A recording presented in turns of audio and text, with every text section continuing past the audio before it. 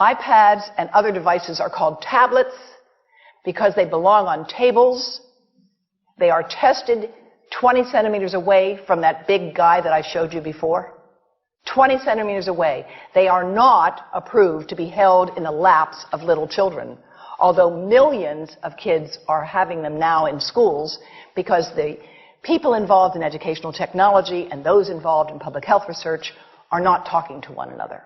Because if they were, they would understand that you're giving children a two-way microwave radiating device, and if you must give them such a device for learning purposes, put it on airplane mode so that it's not sending and receiving signals as it does otherwise. Now, this is some new modeling, again, that we've developed with colleagues in Brazil, and we can share with you how we've done it.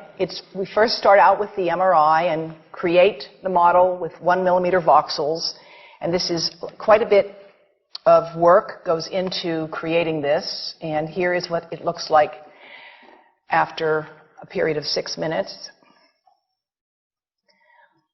And that's really not as bad as it might look because you see the red area only gets partway through the eye of the adult, right? The one that we're really concerned about is this one with the young child. And this is a 3-year-old brain that we modeled. And you see that by the end of that 6-minute call, the peak radiation, yellow and red, is getting all the way into almost both eyes. And again, this is one call, and it's not going to kill anybody. It may not cause any biological effect whatsoever for 1 call or 2 calls or 3 calls. But the question is, what's the cumulative impact of this kind of exposure? How do we evaluate it? And I want to show you an example of some of the work that we are doing now that I'm releasing here for the first time. And this is a modeled microwave radiation dose of a 6-year-old with greater levels to the frontal and temporal lobes, eyes and cheek. And watch this here. Now, yellow, white, and red are the hottest, all right? And if you look carefully, you will see it's going into the eye, the nose. Do it again, just so you'll get to see it. And partly into the brainstem. Now, that's just showing you that there's going to be some exposure into that area of a young head. It doesn't tell you that there's any biological effect, right? Now, the next slide is going to show you something that might be of interest to students and faculty here. And that has to do with exposure to the reproductive organs. We call them the gonads. I think you say the testicles. And bone marrow. And look here at the radiation as it gets into the groin area. And that's just from having a mobile phone modeled into the pocket. And this, again, is based on a normalized SAR with I think we had a dipole antenna. Now, the breast. The breast is mostly fat, contains a lot of fluid.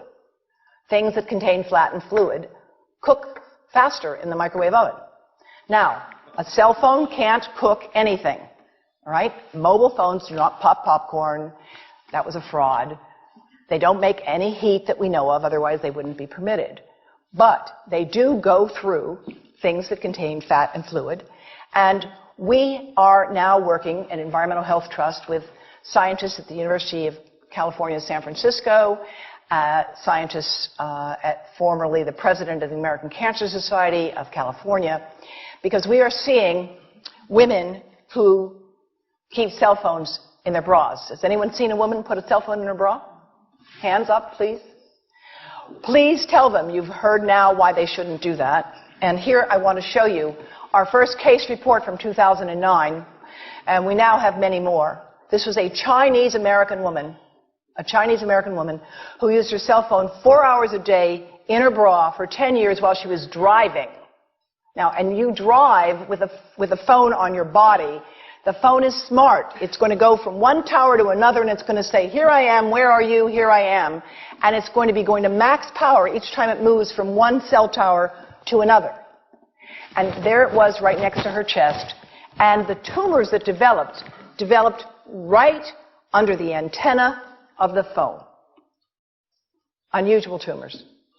But in the meantime, people have a right to know how you can minimize exposure. And again, I think this information is available on our website, will be available on yours. Remember, if you have to give a phone to a child, put it on airplane mode. And think about this. That microwave oven, it works because there's a metal box around the microwave signal, and the signal pings all over the place. Next time you get into an elevator or a train for any length of time, put your phone on airplane mode. Otherwise, that signal is going all over the place, magnifying and coming back. Keep the mobile phone away from you when it's on and you are asleep. Now, it takes a village to do a lot of things. These are some of the people whose materials I've used today with their permission, and I can't read this list to you, but I want you to know that I feel really honored to be working with some of the most talented people in the world on this issue. And they have given me permission to share these materials with you. And I leave you with this thought from Albert Einstein. The world is not dangerous because of those who do harm, but because of those who look at it without doing anything. So, thank you.